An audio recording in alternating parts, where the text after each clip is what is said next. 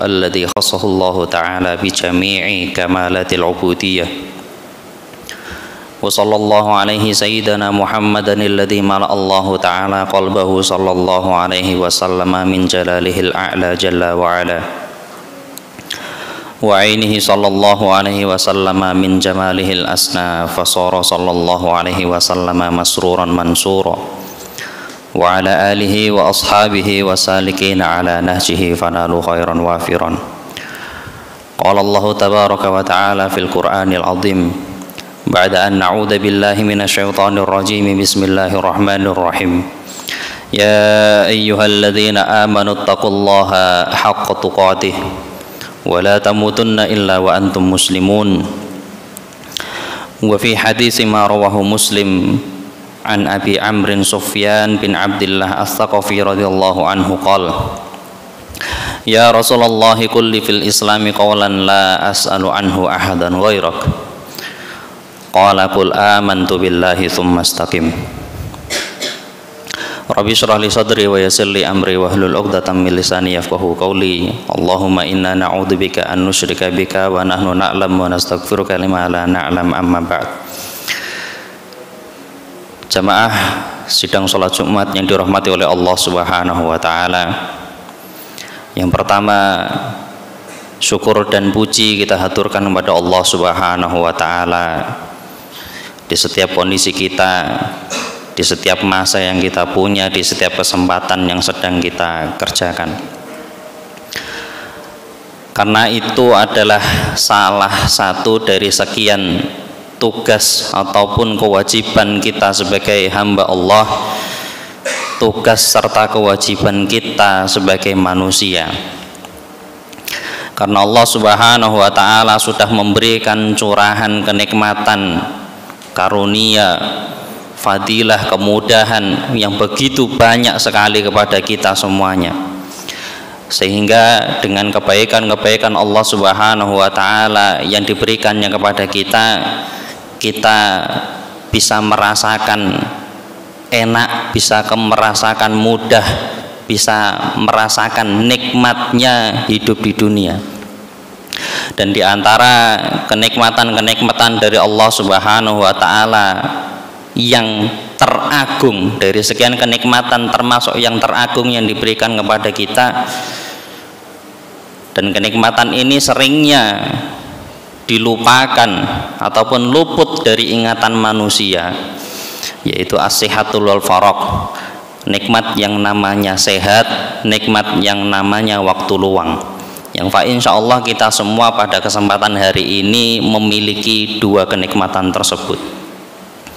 Kalau kita tidak punya waktu luang, kalau kita tidak punya kesempatan, kalau kita tidak punya kesehatan, tentunya kita tidak akan bisa menghadiri kewajiban kita sebagai seorang muslim, diantaranya yaitu mengerjakan sholat Jumat, menghadiri sholat Jumat, rangkaian sholat Jumat secara berjamaah di masjid-masjid yang ada. Maka jamaah sidang sholat Jumat yang dirahmati oleh Allah Subhanahu wa taala, dengan kesehatan juga kita bisa merasakan nikmatnya beribadah kepada Allah Subhanahu wa taala tanpa adanya gangguan sedikit pun. Berbeda halnya dengan saudara-saudara kita yang mungkin baru kemarin kecelakaan, patah tulang tangan, patah tulang kaki, sehingga ketika hendak mengerjakan kewajiban dia sebagai seorang hamba Allah Subhanahu wa taala, sebut saja kewajiban sholat, dia akan susah payah untuk mengerjakan atau tidak bisa merasakan nikmatnya ibadah sebagaimana yang dirasakan orang sehat ketika dia beribadah. Dan juga contoh-contoh lain yang mana Allah Subhanahu wa taala sedang menguji hamba-hambanya dengan nikmat berupa kesehatan ataupun kesempatan. Dan juga tidak lupa nikmat teragung yang Allah Subhanahu wa taala masih berikan kepada kita hamba-hambanya, yaitu nikmat berupa iman dan juga Islam. Karena nikmat ini menjadi sebuah syarat kita bisa mendapatkan cinta dan ridha Allah Subhanahu wa taala. Nikmat ini menjadi sebuah syarat kita mendapatkan kebahagiaan di dunia maupun kebahagiaan di akhirat.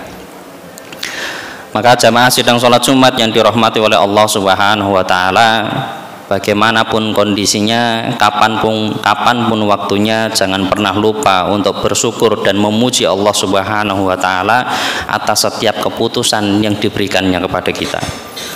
Jamaah sidang sholat Jumat yang dirahmati oleh Allah Subhanahu wa taala, yang kedua, khatib mewasiatkan kepada kita semuanya agar senantiasa meningkatkan ataupun minimal istiqomah dalam takwa kepada Allah Subhanahu wa taala. Kewajiban-kewajiban yang sudah dijalankan, amal-amal sholat yang sudah dijalankan, minimal itu diajeki, minimal itu diistiqomai. Syukur-syukur kita memohon kepada Allah Subhanahu wa taala agar sekiranya kuantitas dan kualitas amal soleh, amal ibadah kita bisa meningkat dengan tingkatan lejitan yang baik. Jamaah yang dirahmati oleh Allah Subhanahu wa taala, sebagaimana dijelaskan oleh para ulama, takwa sendiri bisa naik dan juga bisa turun. Adapun definisi takwa ataupun pengertian takwa, sebagaimana dijelaskan oleh Syekh Hafidz Hasan Al-Mas'udi dalam kitabnya Taisirul Khalaq fi Ilmil Akhlaq, beliau menjelaskan takwa itu bermakna imtitsalu awamirillahi azza wa jalla. Itu yang pertama, yaitu memberlakukan imtisal atas perintah-perintah Allah Subhanahu wa taala yang diwajibkan atas hambanya, yang diberikan atas hambanya. Sedangkan makna imtisal sendiri bermakna itaatul mahbub wa timaru bi amrihi, yaitu menghadirkan rasa cinta kepada Allah Subhanahu wa taala atas segala ketetapan-ketetapan yang telah digulirkannya kepada kita. Itu yang pertama. Yang kedua, makna dari imtisal yaitu iktimaru bi amrihi, memakmurkan perintah-perintah Allah Subhanahu wa taala. Maka takwa seorang hamba kepada Allah Subhanahu wa taala itu bisa melejit, itu bisa naik manakala dia mampu menghadirkan cinta, mampu menghadirkan rasa ridho kepada Allah Subhanahu wa taala atas setiap ketetapan yang telah diberikan, yang telah dituliskannya atas kita. Terus yang kedua, yaitu dibarengi dengan amal-amal soleh, baik secara kuantitas ataupun kualitas itu juga ditingkatkan. Ini makna takwa yang pertama. Adapun makna yang kedua, lanjutan melengkapi dari yang pertama, yaitu wajtinabu nawahihi sirron wa alaniyah, menjauhi larangan-larangan ataupun hal yang mampu mengundang kebencian Allah Subhanahu wa taala, mampu mengundang murka Allah Subhanahu wa taala, baik dalam kondisi sirron, sepi sendiri, tidak ada orang yang tahu, wa alaniyatan, ataupun kondisi terang-terangan, berada di tengah-tengah manusia, banyak mata yang sedang menyaksikan. Dan pada takrif tersebut Syekh Hafidz Hasan Al-Mas'udi memposisikan kondisi sir itu di awal daripada kondisi alaniyah, ataupun memposisikan kondisi memberlakukan takwa dalam kondisi sepi, rahasia, sembunyi-sembunyi itu duluan disebutkan lebih dahulu daripada alaniyah ataupun kondisi terang-terangan. Hikmah dari keterangan beliau ini yaitu Allah Subhanahu wa taala akan mengganjar seseorang yang mampu menerapkan takwa dalam kondisi sembunyi-sembunyi, yaitu ketika dia dalam kondisi sendirian tapi mampu memunculkan takwa kepada Allah Subhanahu wa taala, maka atas orang-orang yang seperti ini Allah Subhanahu wa taala akan lebihkan pahala, akan lebihkan derajat mereka daripada orang-orang yang hanya memberlakukan takwa di tengah-tengah keramaian manusia. Jamaah sidang sholat Jumat yang dirahmati oleh Allah Subhanahu wa taala, lebih lanjut lagi pada keterangan setelahnya beliau Syekh Hafidz Hasan Al-Mas'udi menjelaskan asbab memunculkan takwa pada diri tiap-tiap hamba. Itu yang pertama, ayyulahidul insan annahu abdun zalilun. Seorang manusia tersebut harus punya keyakinan, harus meyakini, harus memperhatikan bahwasanya dia itu abdun dzalilun, dia itu adalah seorang makhluk yang hina, seorang manusia yang hina, seorang hamba yang hina. Ketika hal ini sudah terpatri dalam dirinya, ya, fala yambagi lidzalili ayyasiyal aziz, maka akan muncul sebuah aksi, akan muncul sebuah tindakan, yaitu apa? Sudah tidak selayaknya seorang makhluk yang hina itu berani ataupun bermaksiat ataupun bersikap kurang ajar dengan dia yang Al-Aziz, dengan dia yang maha mulia, dengan dia yang maha perkasa. Maka seorang yang hina sudah tidak selayaknya bermaksiat, berani ataupun menentang perintah dia yang mulia, yaitu Allah Subhanahu wa taala. Di antara sebabnya kenapa? Li'anna nasiyatahu biyadih, karena Allah Subhanahu wa taala menggenggam setiap ubun-ubun dari kita semuanya. Dan jamaah yang dirahmati oleh Allah Subhanahu wa taala, ubun-ubun itu termasuk tempat masuk dan keluarnya roh, pintu masuk dan keluarnya roh manusia itu yaitu melewati ubun-ubun. Pertama kali malaikat peniup roh ketika masih seorang manusia masih di dalam janin, maka pertama kali perintah roh ditiupkan, yaitu ditiupkan lewat ubun-ubun. Begitu juga ketika seorang manusia umurnya sudah habis, ajalnya sudah semakin dekat, maka nyawa itu akan perlahan-lahan diangkat, ya, mengangkatnya yaitu melewati ubun-ubun.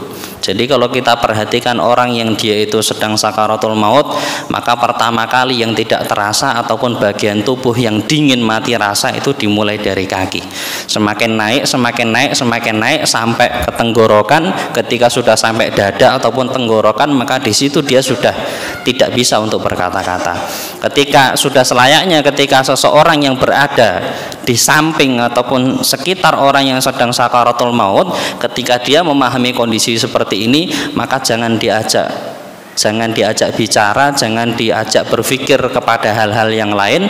Cukup fokuskan dia untuk bagaimana caranya agar bisa melafadzkan kalimatun thayyibah, atau bagaimana caranya seorang tersebut bisa melafadzkan kalimatus syahadah, asyhadu an la ilaha illallah wa asyhadu anna muhammadar rasulullah. Bahkan disunahkan untuk membisikkan di telinganya. Maka semua orang diminta untuk senyap, ya, dan orang yang ada di sekitar itu ada yang membisikkan, mentalkinkan kalimatus syahadah tadi ke telinga orang yang sedang sakaratul maut. Maka jamaah yang dirahmati oleh Allah Subhanahu wa taala, itu sebab pertama memunculkan takwa. Jadi kita itu harus sadar diri bahwasanya kita itu hamba yang lemah, kita itu hamba yang hina, hamba yang tidak bisa apa-apa, hamba yang selalunya butuh kepada Allah Subhanahu wa taala. Ketika sudah memahami hal ini, maka sudah tidak selayaknya kita itu berani bermaksiat kepada Allah Subhanahu wa taala. Kita itu lancang melanggar perintah Allah Subhanahu wa taala. Bahkan mengaku merasa lebih baik, buah pikiran yang kita keluarkan, buah pikiran yang dia kemukakan, pendapat yang dia utarakan itu lebih baik daripada syariat Allah Subhanahu wa taala. Itu yang pertama. Yang kedua, di antara sebab memunculkan takwa kepada diri, yaitu ayyatadzakkarul ihsanallahi ilaihi fi jami'i ahwalihi. Hendaknya dia berpikir, mentadaburi bahwasanya kebaikan-kebaikan yang Allah Subhanahu wa taala berikan kepada dirinya itu amat sangat banyak sekali. Bahkan dikatakan wa in ta'uddu ni'matallahi la tuhsuha. Kalaupun kita berkenan menghabiskan umur dan waktu untuk menghitung kenikmatan-kenikmatan yang Allah Subhanahu wa taala telah berikan kepada seorang hambanya, maka niscaya umur kita habis, waktu kita habis pun tidak akan pernah cukup untuk menghitung kenikmatan-kenikmatan yang telah diberikan Allah Subhanahu wa taala kepada hambanya. Karena saking banyaknya kenikmatan yang diberikan Allah Subhanahu wa taala tersebut.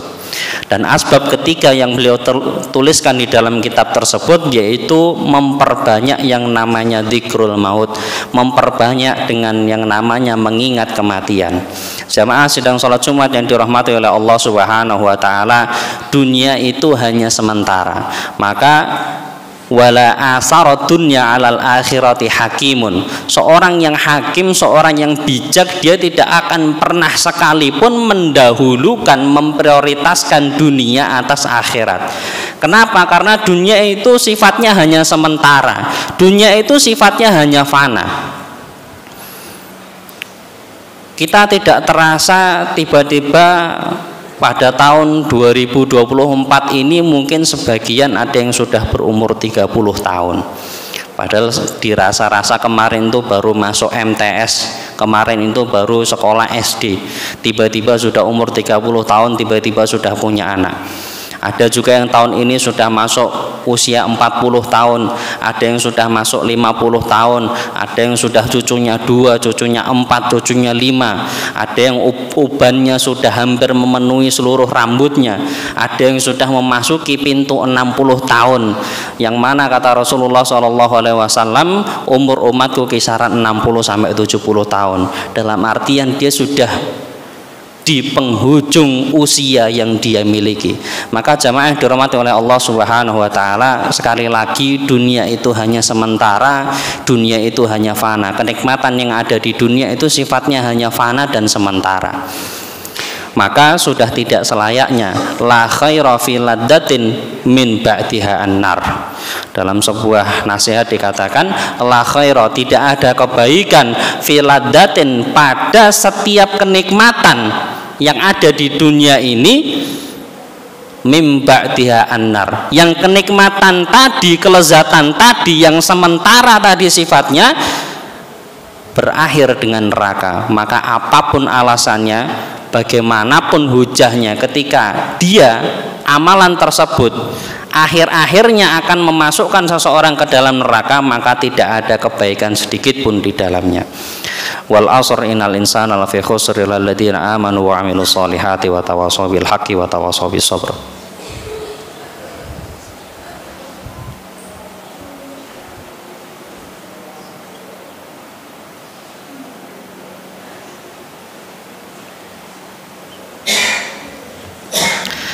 Innal hamdalillah nahmaduhu wa nasta'inuhu wa nastaghfiruh wa na'udzu billahi min shururi anfusina wa min sayyiati a'malina may yahdihillahu fahuwal muhtad wa may yudlil falan tajida lahu waliyyan mursyida.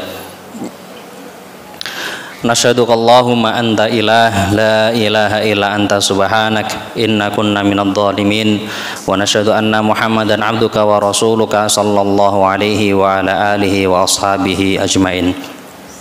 Innallaha wa malaikatahu yusholluna 'alan nabi ya ayyuhalladzina amanu shallu 'alaihi wa sallimu taslima. Allahumma ighfir lil muslimina wal muslimat wal mu'minina wal mu'minat al ahya'i minhum wal amwat innaka sami'un qaribun mujibu da'wat ya qadiyal hajat. Rabbana dhalamna anfusana wa illam taghfir lana wa tarhamna lanakunanna minal khasirin. Rabbana la tuzigh qulubana ba'da idh hadaitana wa hab lana min ladunka rahmah innaka antal wahhab. Allahumma akrim hadhihi al ummata muhammadiyyata bi jamili awaidika fid darain ikraman liman ja'altaha min ummatihi sallallahu alaihi wasallam.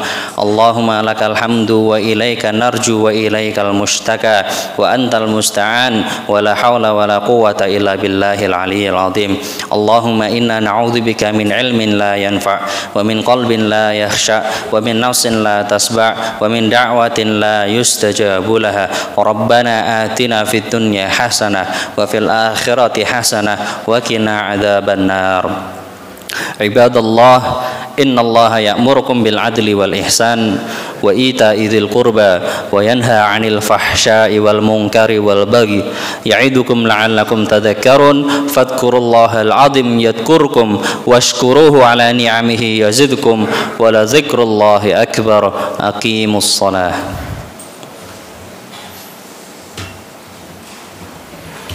Allahu akbar, Allahu أشهد أن لا إله إلا الله أشهد أن محمد